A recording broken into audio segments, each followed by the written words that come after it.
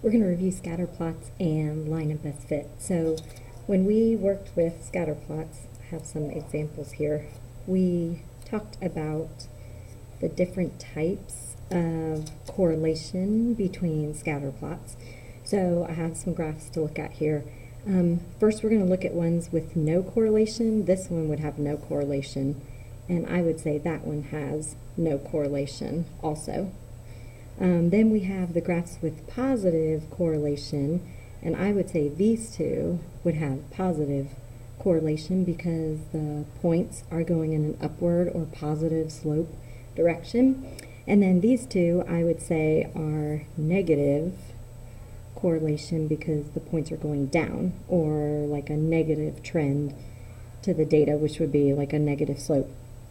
And then we also talked about strong or weak.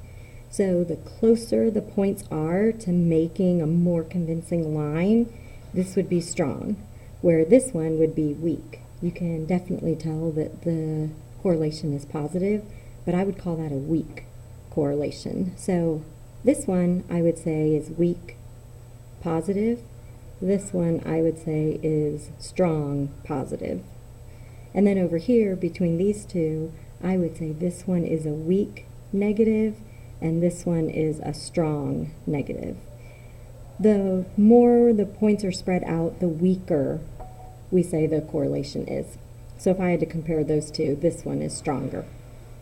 Okay, when we do line of best fit, what we're basically doing is we are trying to come up with a line that we could say represents the scatter plot. So I have some examples. These were some worksheets that we did this year if you were with me.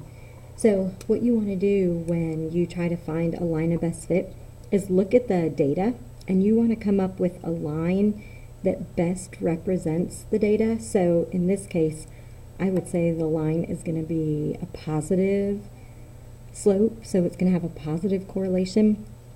And then what I told my kids is to pick 2 points that you think would be a good place to draw a line. So I don't think I would draw my line that steep. I think that's a little too steep. I think I might choose that point right there, and I might choose that one right there, so that if I draw a line, I would say that that line represents the data. So line of best fit is a line that best fits the information in the scatter plot. So when you need to write this as an equation, what we basically do, we go through the same steps that you did if you're given 2 points. So you need to figure out what those 2 points are. I usually mark them with X's. So I'm going to say that this one is 60, 90. And I'm going to say that the other point I picked was 0, 40. So now what you need to do is go through and find the line of best fit for the data. So first thing we have to do is find the M, and then we have to find the B, and then we can write the equation. So to find the M, we need to do the slope. So we can either do that by subtracting, or we could even look at our scatter plot and count rise over run. So the rise, if I'm going from 40 to 90, the rise of that would be 50. And if I'm going from 0 to 60, the run of that would be 60. I can cancel that, so I know my slope is 5 over 6. So 5/6 x. And then for the B, we want to find the Y-intercept. Well, if I look right here, I can tell that it crosses the y-axis at 40. So the equation for this line of best fit would be 5/6x plus 40. And that equation is the equation for the line that I drew. So that's just a quick showing of how to get a line of best fit.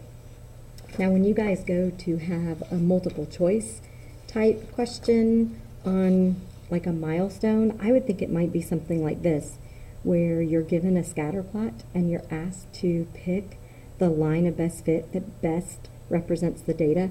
So the first thing that I would say is that this definitely needs to have a negative slope, because there's a negative correlation here on this graph. So by looking at that, I can eliminate that choice right there. If I go to draw a line, I might do my line maybe somewhere up here and through here. So maybe something like that.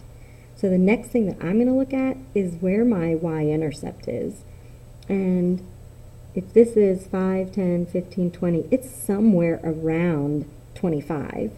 So if I look at that, I'm going to zoom in here to this one. 19 is a little low because that line would be going more down there. And 33 would be up here somewhere. That one would be a little high. So I'm going to go with this right here because the slope of the line is negative. It's going down 5 over 10, down 5 over 10, which would be 1/2, and it crossed right around 25, and they gave me 26. So if you were doing multiple choice tests, that's what I would do for a line of best fit.